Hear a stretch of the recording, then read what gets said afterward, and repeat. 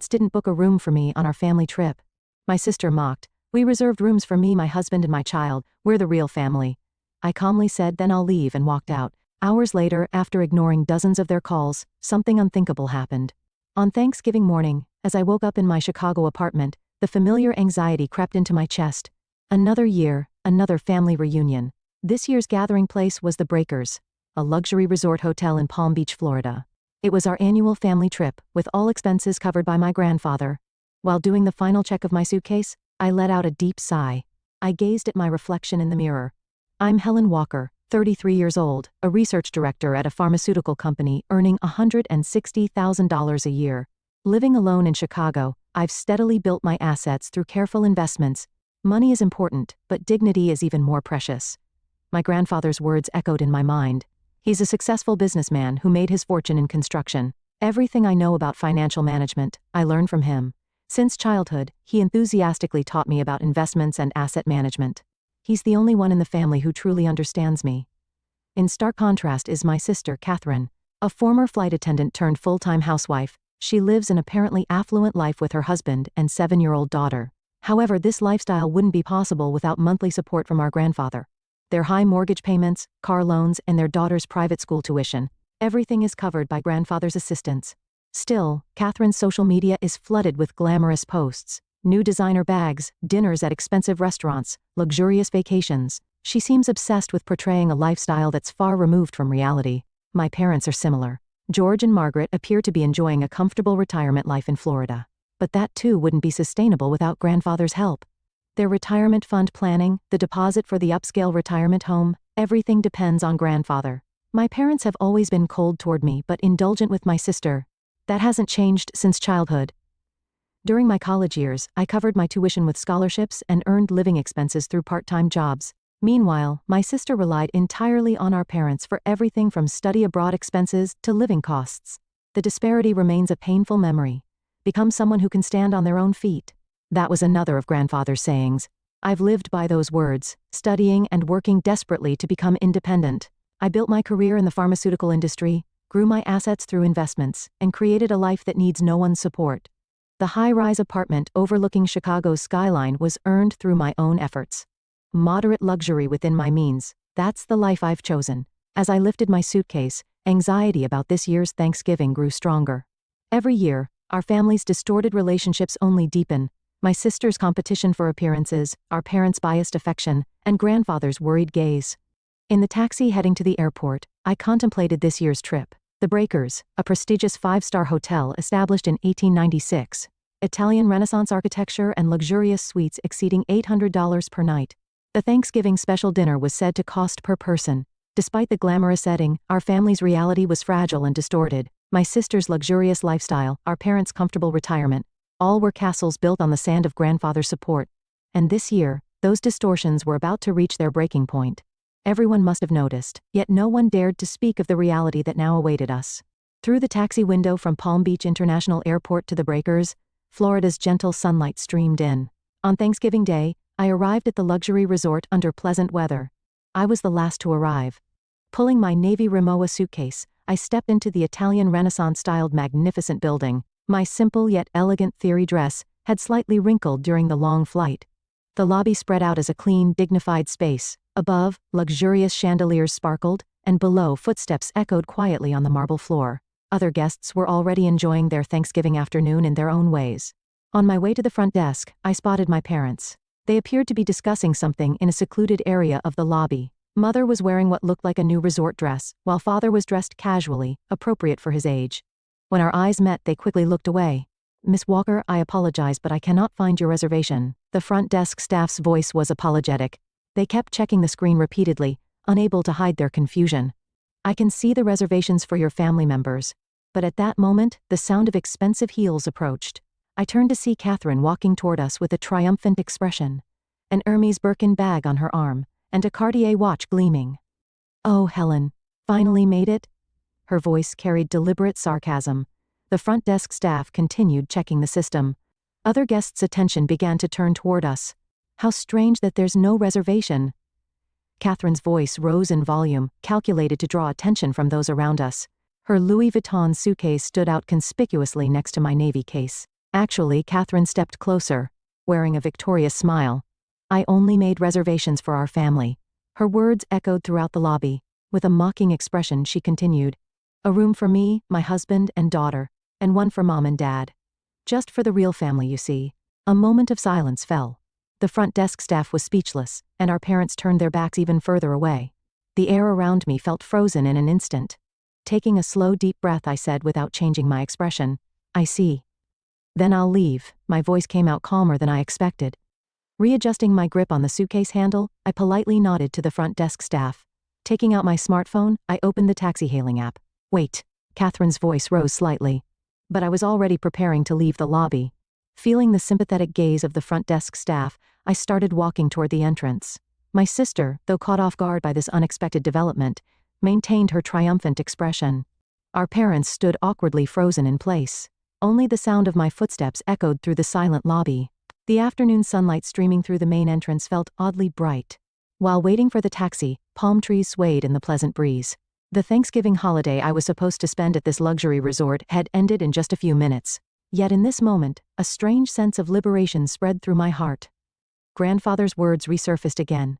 Become someone who can stand on their own feet. Now, I felt I understood the true meaning of those words. During the few minutes waiting for the taxi, I gazed at the hotel's magnificent exterior. The Adams-style architecture told a story of over 100 years of history. Decorated lavishly for Thanksgiving celebrations, luxury cars kept arriving, with well-dressed families stepping out. Through the lobby glass, I could see my niece, Amy. Wearing an expensive dress unsuitable for a year old, she was fidgeting behind her mother. Perhaps she was looking for me. Every Thanksgiving, it had been my tradition to bring her a present. This year, I had prepared a pearl hair clip. It was still beautifully wrapped in my suitcase. As I got into the arrived taxi, I told the driver, to Palm Beach International Airport. On my smartphone, I was already searching for the next available flight to Chicago. Though airfares are expensive during Thanksgiving, that didn't bother me at all. Rather, the emotional energy I'd wasted every year during this season seemed far more costly. Through the rearview mirror, the Breakers building grew smaller.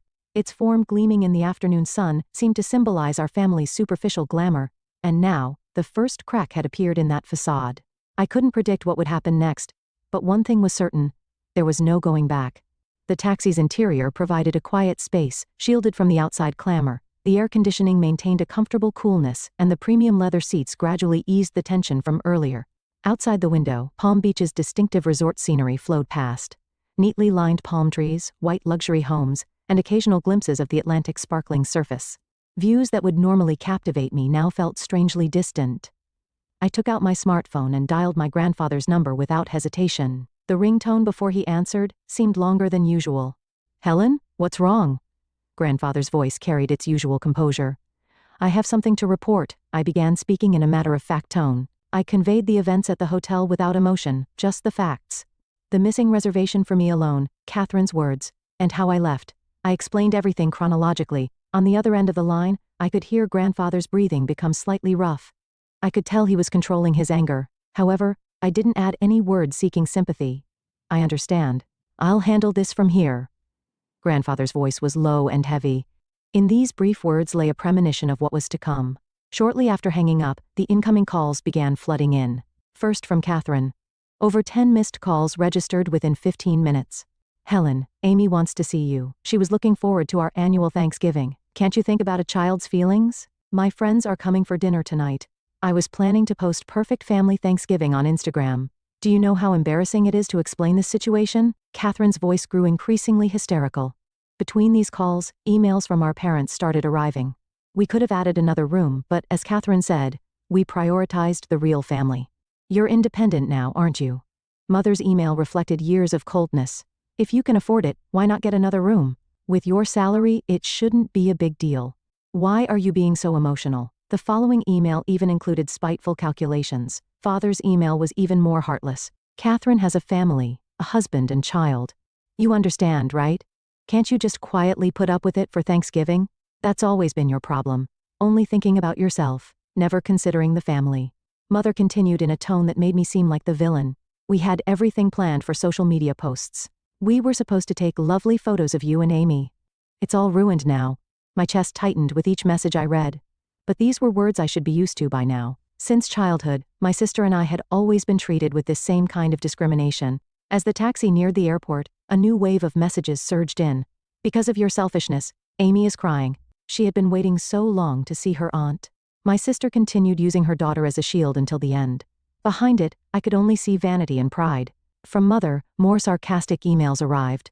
Poor Catherine. If you knew how desperate she is about Amy's future, you wouldn't understand, but children's education requires money. And yet, at a time like this, I felt no need to reply. If anything, I felt grateful that they had shown such blatant true colors. Just before reaching the airport, an email arrived from grandfather. I'm proud of your decision. I understand everything.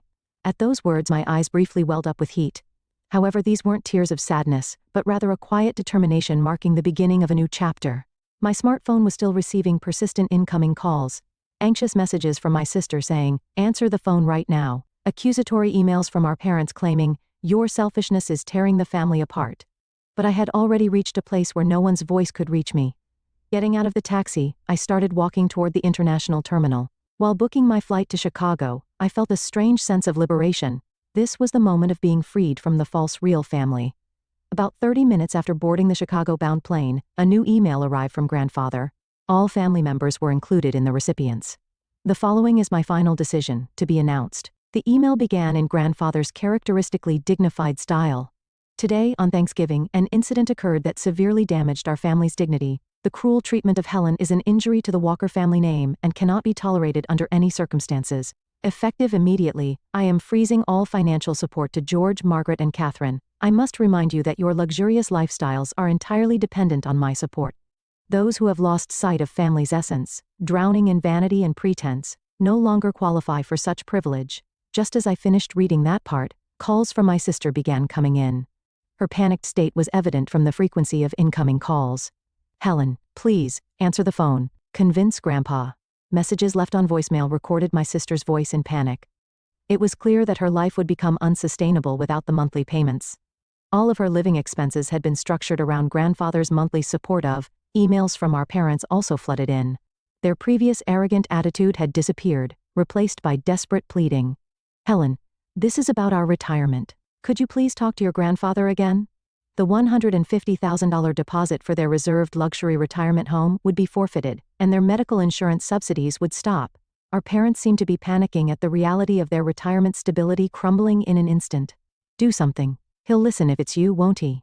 Mother's email contained unfamiliar words of apology. "I'm sorry for saying such terrible things earlier. But this is a family crisis." I quietly turned off my smartphone. A vast sea of clouds spread outside the window. The perfect family Thanksgiving, photos that had been posted on social media every year would not be uploaded this year. For Catherine, that might be an even bigger blow than the financial impact. The plane was heading steadily towards Chicago without turbulence. The passenger next to me seemed to be contemplating Thanksgiving dinner preparations, browsing recipes on their smartphone. Normally at this time, I would have been giving Amy her present in the hotel lounge. After landing, when I connected to my home Wi-Fi in Chicago, there were over 100 unread messages. Most were from my sister, their content becoming increasingly frantic. "What am I supposed to do? I won't be able to pay the loans. What about Amy's school fees?" Emails from our parents had also grown more serious. "We might not be able to get the retirement home deposit back. What are we supposed to do now? I can't sleep at night thinking about the medical insurance." However, what drew the most attention was grandfather's final notice sent to all family members. "This measure is irreversible. Consider it the consequence of your own actions. Any objection to my decision will result in the termination of all remaining support." I calmly read through the incoming messages. Their formerly arrogant attitude had completely changed to desperate pleas. Never before had each family member's true nature been so clearly revealed. Setting down my smartphone, I brewed tea in the kitchen. By now, I would normally have been enjoying the hotel's luxurious dinner. A Thanksgiving special course worth $200 per person. Remembering that amount made me smile slightly. Every year, my sister's family had posted about this lavish dinner on social media. Yet in reality, they had been struggling even to make monthly credit card payments.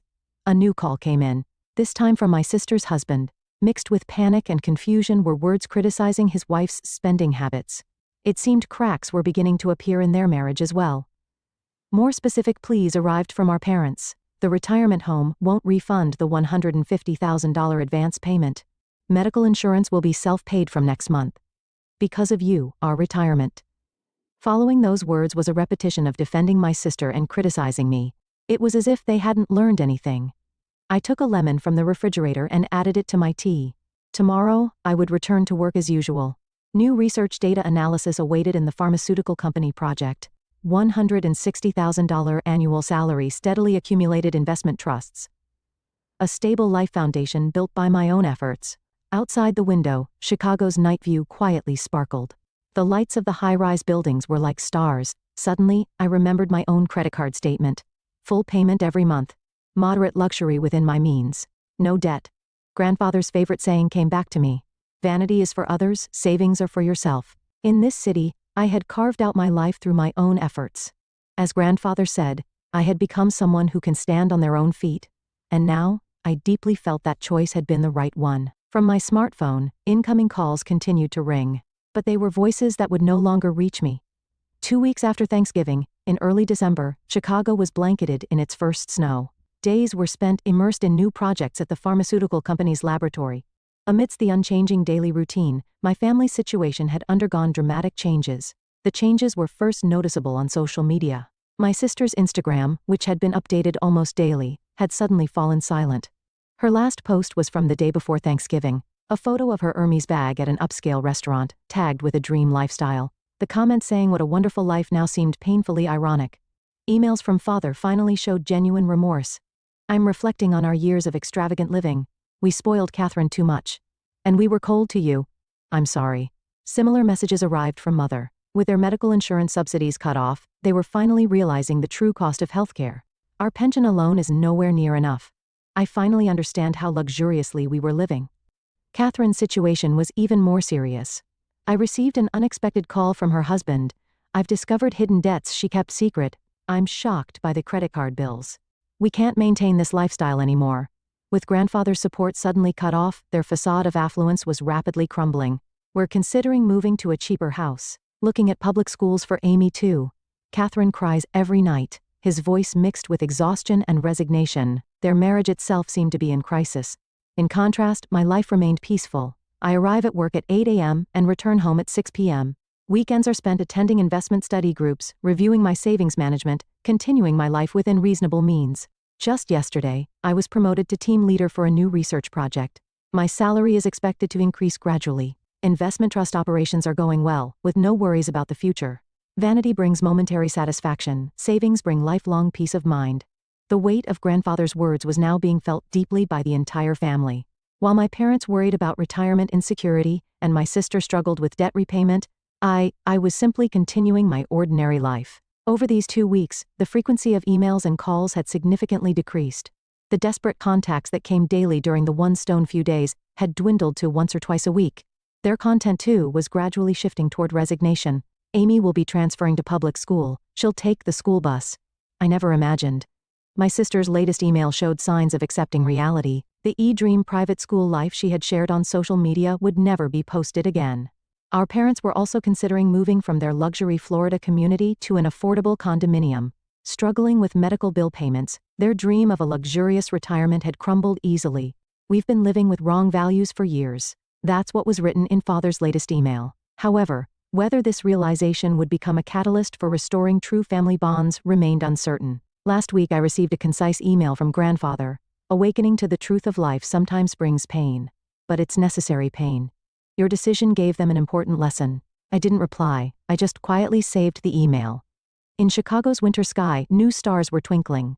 3 months after that Thanksgiving, early signs of spring were beginning to appear in Chicago. My life hadn't changed, or rather, it had become even more fulfilling. The new project at the pharmaceutical company was progressing smoothly, and last week I received notice of a promotion. My achievements as research director were recognized, and my salary would be increased to $200,000. Investment trust operations were also doing well, with assets continuing to grow steadily. From my office window, I could see the vast surface of Lake Michigan. Waves sparkling in the spring sunlight conveyed a quiet hope. New research data was piled up on my desk. Time immersed in work was my most precious time. A birthday present arrived from grandfather the other day. A simple pearl necklace. The attached card bore a single line in his familiar, elegant handwriting. True brilliance dwells in those who stand on their own feet. I'd started maintaining minimal contact with my parents. They'd moved from their luxury Florida community to an affordable condominium.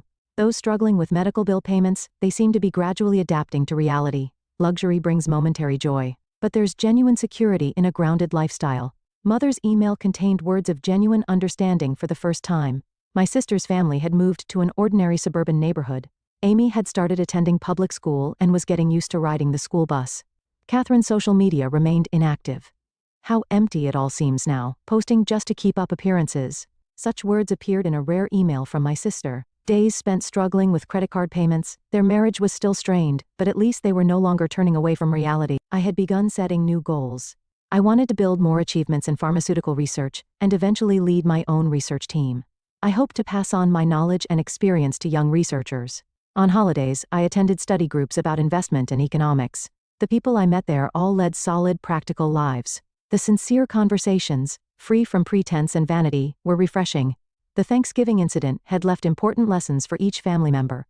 The importance of financial independence, the emptiness of a pretentious lifestyle, and above all, the true meaning of family. Grandfather's final words still remained in my heart. Real bonds can only be born after overcoming hardship. In my desk drawer, the pearl hair clip I had prepared as Amy's present still remained, beautifully wrapped. Someday, when she realizes true value, when she understands the importance of standing on her own feet, rather than counting social media likes, perhaps that will be the right time to give her this clip. Outside the window, early spring winds rustled through the street trees. As if announcing the beginning of a new season,